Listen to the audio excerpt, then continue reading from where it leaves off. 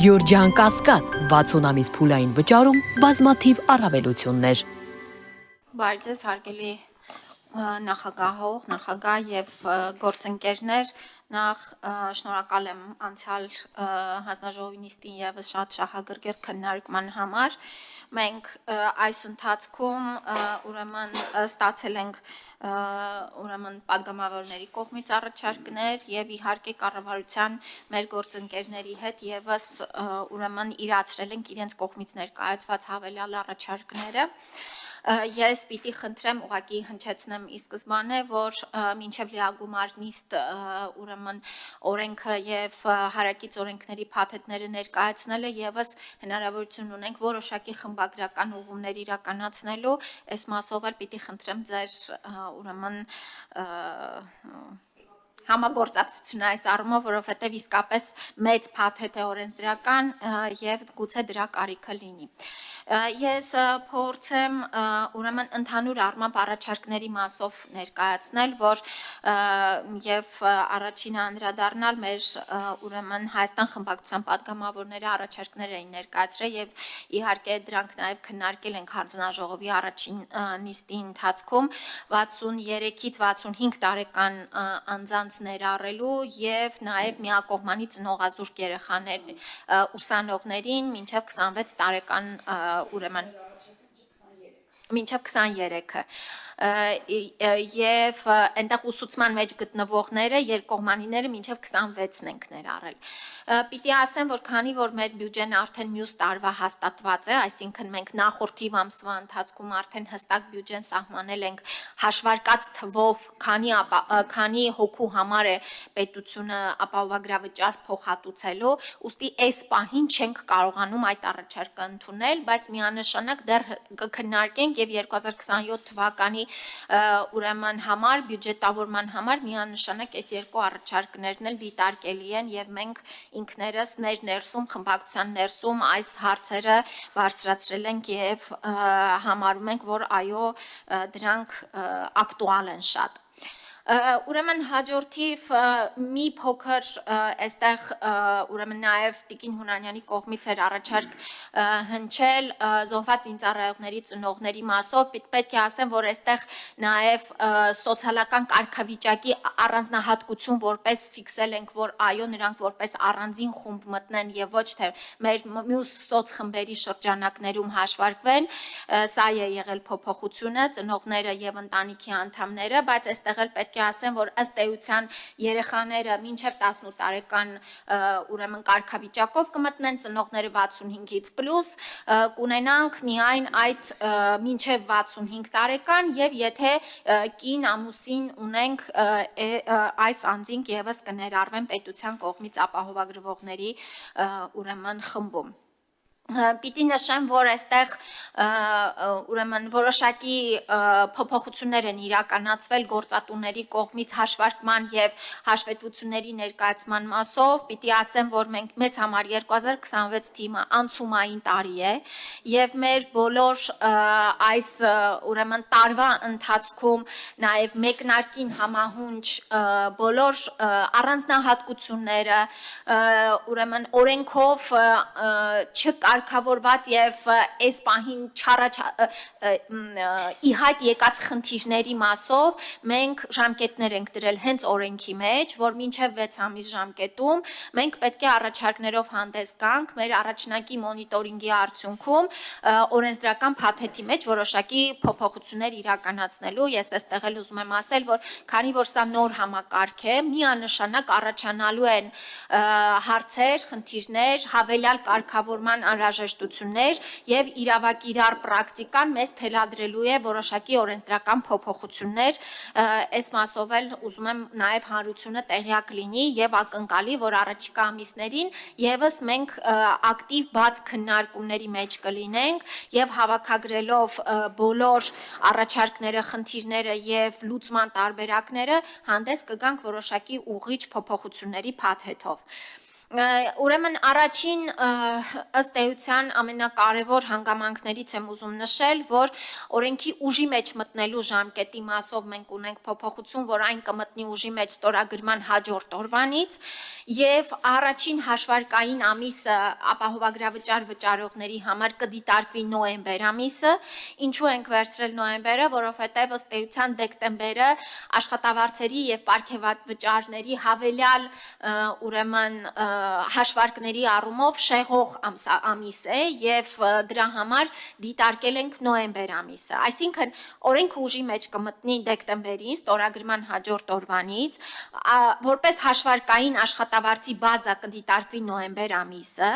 վճարման առաջին ամիսը կլինի հունվար ամիսը, հունվարի մինչև 20-ը, բայց մինչև հունվարի 20-ը հաշվարկը կիրականացվի դեկտեմբեր ամսվա հաշվարկի վրա, այսինքն պահումը այդ 300 դրամի կամ մյուս սանդղակների պահումները կիրականացվեն դեկտեմբեր ամսվա աշխատավարձից հունվար ամսվա ընթացքում։ Բայց այստեղ էլ ուզում եմ նշել նաև այս մասով պետությունը եւս կառավարությունը հասկանալով, որ մենք կարծես մեկնարկային տարին ենք, դիտարկել է ոչ թե վճարումից հետո հաջորդ ամսվանից փաթեթի ակտիվացումը, այլ փաթեթները կակտիվանան հենց հունվարի 1-ից, բայց վճարման ամսաթիվը կլինի մինչև հունվարի 20-ը։ Այստեղ էլ մենք որպես ընթառաջ եւ առաջին տարի այս կարգավորումը եւս մտցրել ենք։ Հարգելի գործընկերներ, այնտեղ ես ուզում եմ բարձրաձայնել, որ մենք որոշակի վերանայում ենք իրականացրել ամբուլատոր օղակից, պոլիկլինիկական օղակից պարագաների կարգավորումների հետ, սա էլ կապված է մեր երկրում պարագաների հաշվառման էլեկտրոնային բազաների դեռ անկատարության հետ, եւ մենք այս ընթացքում դեռ ուրեմն պոլիկլինիկական օղակից պարագաների, սա վերաբերում է ներարկիչներին, ուրեմն նման ապրանքներին, որոնք որ այս ընթացքում դեռ ապահովագրական ուրեմն փաթեթի եւ օրենքի մեջից ձեռնպահ կլինեն կարգավորելու։ Հաջորդ ուրեմն ինչպես ասեցի տարիների համար մենք անպայման կվերադառնանք այս հարցին եւ հետագայում այս մասը եւս կդիտարկվի որպես ապահովագրման փաթեթի հատված։ Երևի թե այսքանը արդեն պատասխանեմ ձեր հարցերին։ Տիկին Ավանեսյան, շնորհակալություն զեկույցի համար, շատ լավ էր, որ անդրադարձակ պարագաների հետ կապված, որովհետև այսպիսի մի մեծ խնդիր առաջացավ, որ կարող է հանկարծ էնդոպրոթեզները, ինչպես նշել էիք, տարբեր ապարատներ, որոնք տեղադրվում են մարդու մարմնի մեջ, դրանք դուրս գան փաթեթից, այնուամենայնիվ դրանք փաթեթից դուրս չեն գալիս եւ ապահովագրական ծառայությունների շրջանակներում դիտարկվում են։ Ես ճիշտ ասած ուզում էի մեր արհմիությունների հարցը բարձրաձայնել տիկին Ավանեսյան, որովհետև մեզ գրել են արհմիությունները եւ կարդամ հարցը, խնդրեմ դուք պատասխանեք 3 հարցերին։ Համաձայն ՀՀ հարկային օրենսգրքի 156-րդ հոդվածի յուրաքանչյուր տարվա եկամուտների հայտարարագրերը աշխատող ֆիզիկական անձիկ կարող են լրացնել հաջորդ հարկային տարվա մարտի 2-ից մինչև հուլիսի 1-ը։ Այսինքն 2026 թվականի համար հայտարարագիրն աշխատողը կարող է ներկայացնել մինչև 2027 թվականի մարտի 2-ից հետո, այլ ոչ թե հենց 26 թվականին։ 2026 թվականի մարտից աշխատողները կարող են ներկայացնել միայն 25 թվականի հայտարարագրերը։ Ուստի իրենք ուզում են իմանալ այդ 6000 դրամները, որոնք պետք է հետվճար ստանան հայտարարագրերը լրացնելուց հետո, նրանք երբ են ստանալու, երբվանից են ստանալու։ Մյուս հարցը 63-ից 65 տարեկան քաղաքացիները երբվանից են մտնելու ապահովագրական համակարգի մեջ եւ երրորդ հարցը ինչպիսի կարգավիճակով են ընդգրկված ուսանողները։ Շնորհակալություն։ Հերթով պատասխանեմ։ Ուրեմն 200-ից 201-ից ինձ հաշվապահները ուղղում են 201-ից 500,000 դրամ ստացող աշխատավարձ ստացող անձանց համար սոցկրեդիտի ձեր կողմից նշված հատվածը, քանի որ մենք հասկանում ենք, որ դժվար է այդ տարի վճարել, հետո հաջորդ տարի հետ ստանալ, այս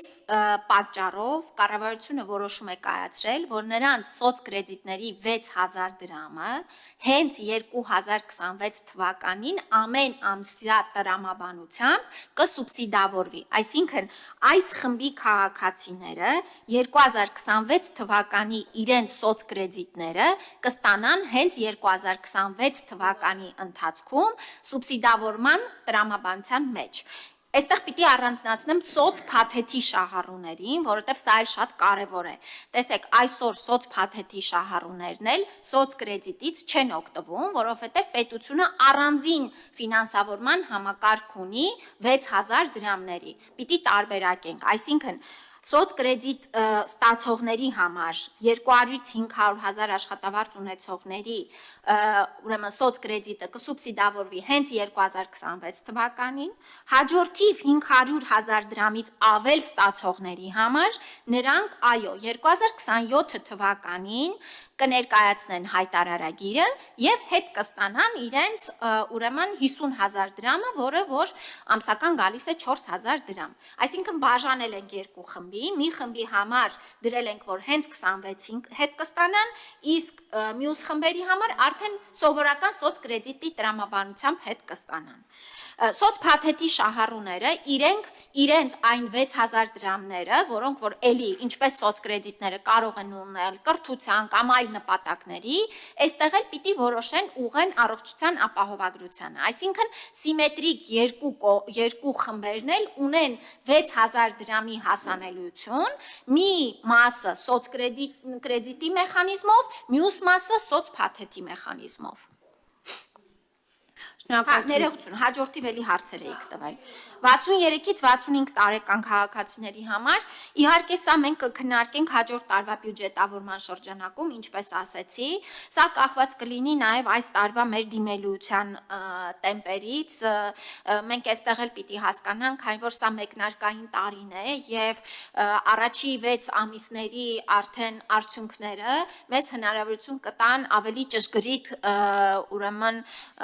հաշվարկները եւ հաջորդ տարվա արդեն կոնկրետ ունենանք, այստեղ անպայման կանդրադառնանք, ուսանողների հետ կապված նրանք եւս այս պահին նորից եմ կրկնում, պարտադիր ապահովագրման համակարգ դեռ չեն մտնում, այլ նրանք եւս կներառվեն 2028 թվականից։ Դրա համար մինչեւ այս շրջանը նրանք վճարման պարտավորություն չունեն։ Իսկ մինչեւ 2028 թվականը մենք մեր իհարկե արդեն հաջորդիվ կառավարության ծրագրում ներառված առաջնահերթություններից ելնելով նաև այս հարցը կդիտարկենք, թե ուսանողների առաջադիմության կամ այլ հանգամանքներից ելնելով, օրինակ, չգիտեմ, մարզերից Երևանում սովորողների կամ այլ հանգամանքներից ելնելով, ինչպիսի սուբսիդավորման համակարգ կունենանք ուսանողների համար։ Շնորհակալություն Տիկին Ավանեսյան, ես մի հարց էլ տամ ու հետո հնարավորություն տամ մեր գործընկերներին հարց տալ։ Մեր հիմնադրամի բյուջեն տարընթերցման այսպիսի խմորման հետ կապված խնդիր ունի։ Ես ուզում եմ իմանալ, արդյոք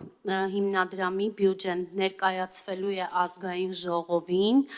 եւ հետո նորի կատարողականի ժամանակ նույնպես ներկայացվելու է թե ոչ, որովհետեւ որոշ մարդիկ նաեւ մարդկանց ժողովրդի մեջ որոշ պատգամավորներ կարծում են, որ բյուջեն չի գալու ազգային ժողով, ուստի ես ձեզ խնդրում եմ մի քիչ ավելի մանրամասն բացատրել բյուջեի հետ կապված հիմնադրամի եւ այսքանով ես եզրափակվեմ։ Ես ուրեմն Հաջան Հա, ուրեմն ես ինչ որ հիմա ասեմ, խոսում ենք արդեն 2027-ի մասին, որովհետև 26-ը արդեն ոնց որ մեկնարկային առաջին տարին է։ 2027 թվականի մայիսին, ուրեմն առողջապահության նախարարը Լիազոր Մարմինը կգա ազգային ժողով, կներկայացնի 2026 թվականին ապահովագրական հիմնադրամի կողմից ստացված մուտքերի, կատարված փոխհատուցումների, ապահովագրական հիմնադրամի բյուջեի, ըստ նաև տողերի վերաբերյալ եւ հաջորդիվ տարվա 28 թվականի համար կներկայացնի արդյոք ապահովագրավճարի ուրեմն չափը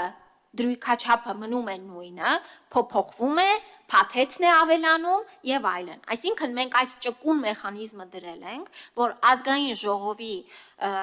ուրեմն շրջանակներում ամեն տարի այս հարցը պետք է քննարկվի։ Մայիսին, երբ որ լիազոր մարմինը ներկայացնի այս ամբողջական ինֆորմացիան, արդեն 27 թվականի բյուջեի քննարկման ժամանակ եւս բյուջեի մասին օրենքի շրջանակներում, եթե այնտեղի օրենքի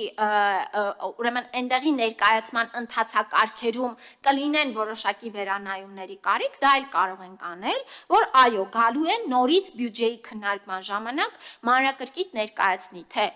հաջորդ տարվա բյուջեի մեջ ինչ խմբեր են ավելանալու, ինչ դրույքաչափ է լինելու, պետության կողմից փոխհատուցման չափը ինչքան է լինելու, պետպատվերի հատվածը ինչքան է լինելու եւ իհարկե այդ բյուջեի որ հատվածն է գնալու ապահովագրական հիմնադրամի ծախսերին։ Այս մասերը, հիմնավորումները եւ բյուջեի քննարկման մեխանիզմում անպայման լինելու են։